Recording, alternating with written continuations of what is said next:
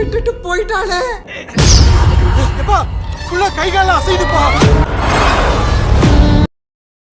வணக்கம். நாம் இன்று பார்க்க போவது யமகா நதி.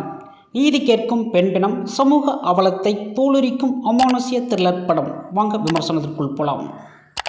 யமகா நதி இந்த படத்தைன்னா முதல்ல ஸ்டார்டிங்கில் அந்த ஒரு கிராமத்தை காமிப்பாங்க தஞ்சாவூரில்.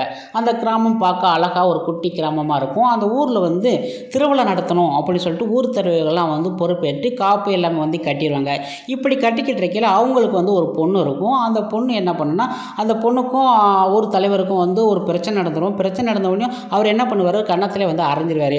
இவர் அரைஞ்ச உடனே அந்த கோபத்தில் அந்த பொண்ணு என்ன பண்ணுவோம், அழுதுகிட்டே போய் ரூமு கதை பூட்டிக்கிறோம். பூட்டிட்டு சரி விளையாட்டுக்கு தானே அந்த பிள்ளை போகுது, எப்பயும் போல தானே அப்படின்னு சொல்லிட்டு ஊர் தலைவருக்கு நினைப்பார். ஆனால் ரொம்ப நேரம் ஆலையும் அந்த பொண்ணு வெளியிலே வராது. என்னடா இன்னும் வர காணாமே நம்ம பொண்ணு அப்படின்னு சொல்லிட்டு கதவெல்லாம் அடிச்சு உடச்சி பார்த்தா அந்த பொண்ணு கயிற்றுல தூக்கு மாட்டி கிடக்கும். தூக்கு மாட்டினோன்னு எல்லாமே அப்படியே அதந்துருவாங்க. ஊர் திருவிழாவும் அப்படியே நின்றோம். சரி என்ன பண்ணுறது, பிணத்தை எட்டு போவோம் அப்படின்னு சொல்லிட்டு ஒரு 4 பேர் தூக்கி பார்ப்பாங்க. ஆனால் தூக்க முடியாது. என்னடா இப்படி தூக்க முடியும், இவ்வளோ வெயிட்டாக இருக்கே அப்படின்னு சொல்லிட்டு ஊர் மக்களே சேர்ந்து திரண்டு தூக்கி பார்ப்பாங்க. ஆனால் அந்த கட்டில் லைட்டாக கூட அசைக்க முடியாது. அந்தளவுக்கு அவ்வளோ இதாக இருக்கும். இது எதனால் இந்த கட்டில் அசைக்க முடியல, ஊர் தலைவருக்கு மற்ற எல்லாத்துக்குமே என்ன பிரச்சனை, திருவிழா ஏன் நிறுத்தினாங்க அப்படிங்கிற அந்த படத்தை அழுத்தமான திரைக்கதையை அமைச்சிருக்கிறாரு இயக்குனர். அதில் ஒரு பெண் இறந்தா அந்த பெண்ணை பற்றி எப்படிலாம் பேசுவாங்க, ஊர் மக்கள் அந்த குடும்பத்தை எந்த அளவுக்குலாம் பேசுவாங்கிறத அற்புதமாக இசை இயக்குனர் அருமையாக சூப்பராக கொடுத்துருக்குறாரு. அது மட்டும் இல்லாமல் இந்த படத்தில் அவங்க படுத்துக்கிட்டே இறந்த இதுலேயே அப்படின்ட்டு மூஞ்சி அப்படி பார்க்குறது காமிக்கிறது, இந்த மாதிரி கட்டம் உட்காந்த இடத்துல சிரிக்கிறது, அதெல்லாம் நமக்கு பயம் பயங்கரமாக இருக்கும். தேட்டர்லேயே நிமிர்ந்து பார்க்குற அளவுக்கு அந்தளவுக்கு பயங்கரமான த்ரில்லாக கொடுத்துருக்குறாங்க.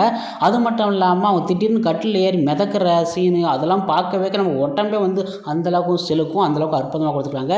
இதில் காதல்னா அவரும் சூப்பராக நடிச்சிருக்காரு. அண்ணி அவங்க அண்ணன் கேரக்டரு எல்லாருமே அழகாக நடிச்சிருக்காங்க.